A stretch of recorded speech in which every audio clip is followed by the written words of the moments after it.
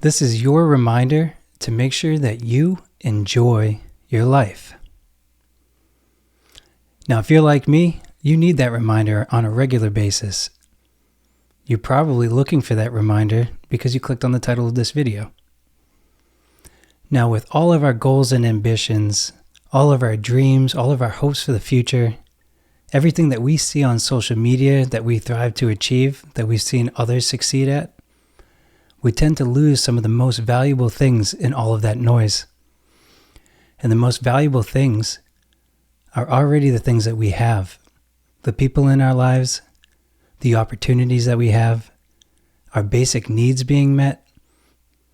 If you have water, food, a place to live, a family or friends to spend time with, you're already doing better than the majority of people in this world.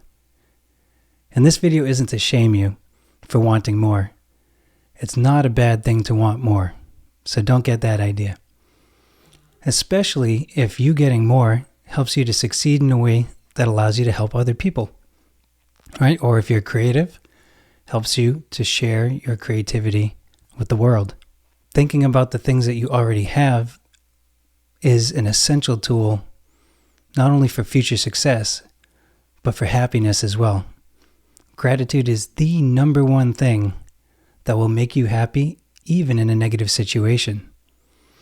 And yes, your happiness is controlled by you, even in a negative situation. And obviously, in many circumstances, it's extremely difficult to have that mindset.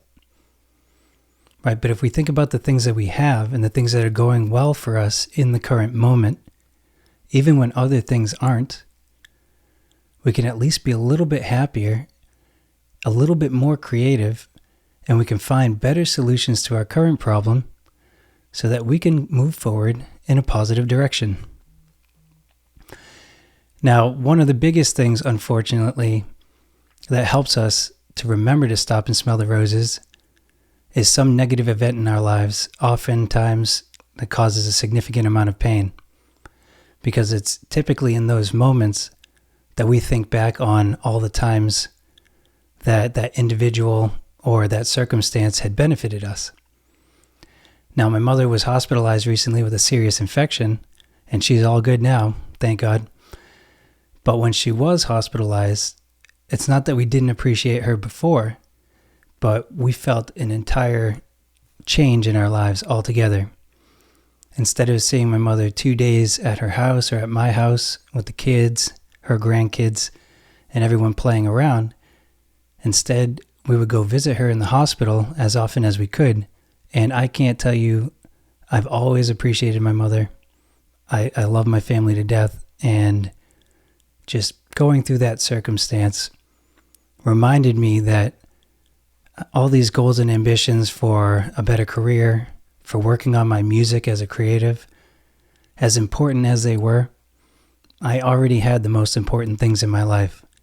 My family, right? That includes my children, my wife, my kids, which are my children, and my parents. And, it extends all beyond that too. I have wonderful brothers. We're all best friends. So I've had a blessed life so far, and I can only imagine how much better the future will be. But it's definitely something that needs to be thought about if you want to continue making progress. Because if you constantly have this negative mindset, you're constantly drawing in negative energy. You're pushing away most of the opportunities that could benefit you. Because if you're dwelling on the things that aren't going right now, eventually you're going to bring down the things that do go right, that are going right. But if you're focusing on the things that are going right, you're going to pull that positive energy into your future endeavors. And you're going to have a snowball effect where you're taking your gratitude and fueling yourself through the unknowns, the mystery, as you pursue other passions, goals, and endeavors. The biggest thing that I try to take away from this is ultimately who I want to be. And a lot of individuals are talking today about being a better version of you, or you already are who you are, you just need to be more of that. And when I see characteristics from other people, confidence, when I see kindness and generosity, even from people that don't have a lot to give, those are the types of people that I aspire to be. And you can't become those types of people if you're constantly putting all of your energy into the have-nots, right? If you're not enjoying your life, you're focusing too far in the future, or you're dwelling too much in the past, to understand that you are blessed with what you have today, right in the now. So if you take all of that energy and you focus on the good, even if 99% of things are going wrong, you still have that 1% to focus on. And that 1% is strong enough to drive through your negative situations and help project you onto the path of success, of reaching your goals and desires. What draws us to other people? Because community is an extremely important thing as well.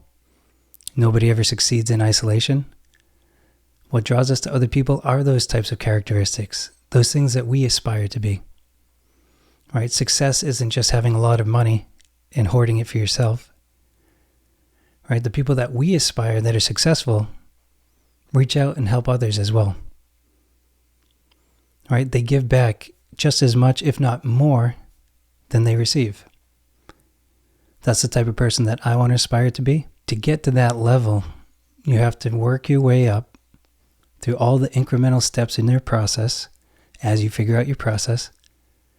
And the biggest fuel that you will have is being grateful for what you have today, every single day.